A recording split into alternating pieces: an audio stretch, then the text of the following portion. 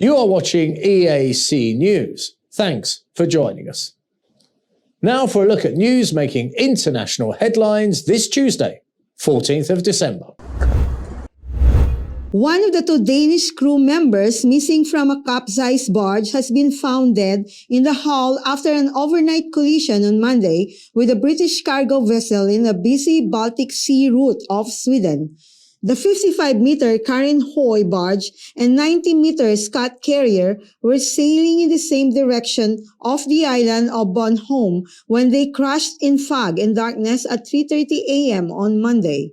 It was confirmed by the maritime agencies in Denmark and Sweden. At least 9 boats in a helicopter have combed waters near the wreckage-thrown site, while the overturned Karin Hoy was towed away to shallower waters so Swedish divers could investigate the hull without risk of being dragged down.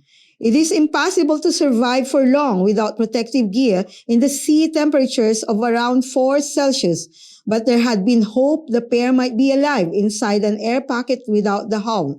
However, the Swedish Maritime Administration and police have already announced one person was found dead on the boat, while the other was still missing.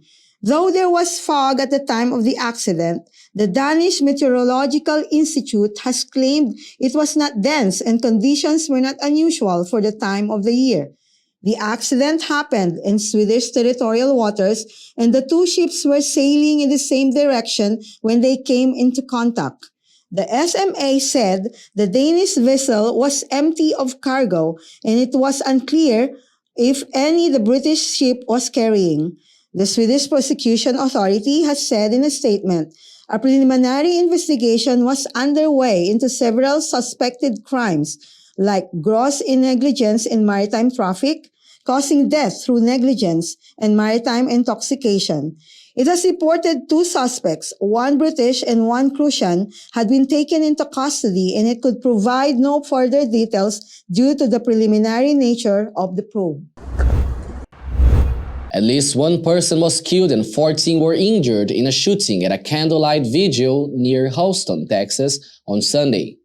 This was confirmed by Harris County Sheriff Ed Gonzalez.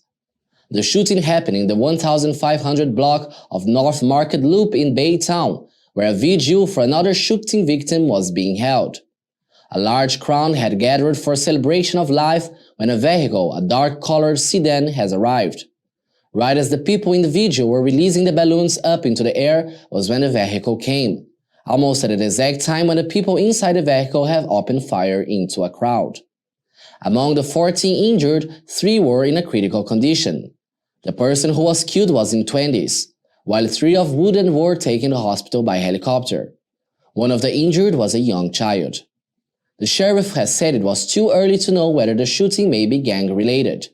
He has added those bullets don't have eyes or anything, so it just puts everybody at risk. And protesters have rallied against the ongoing military coup and were met with tear gas. A footage shows security forces in the Sudanese capital of Khartoum using tear gas to disperse protesters on Monday, who rallied near the presidential palace in the capital Khartoum to voice their anger against a military deal that reinstated Prime Minister Abdullah Hamdok. Tens of thousands of people have rallied in towns across Sudan on Monday, seeking to sustain pressure on military leaders who staged a coup in October but later reinstated the prime minister. Pro-democracy groups say the military should not be part of the government as they cannot be trusted to lead the transition to democracy. The rallies come 3 years after the first stirrings of the uprising that toppled long-ruling autocrat Omar al-Bashir in 2019. His removal had led to a political transition with the military and civilians sharing power, but the coup cut it short. Crackdowns on protests in the weeks following the coup left at least 44 people dead, many from gunshots fired by security forces, according to medics aligned with the protest movement. On Monday, the public prosecutor has announced the formation of a committee to investigate violations during the protests. Authorities say they allow peaceful protests. The protests were the latest in a series planned by a neighborhood resistance committee against the military.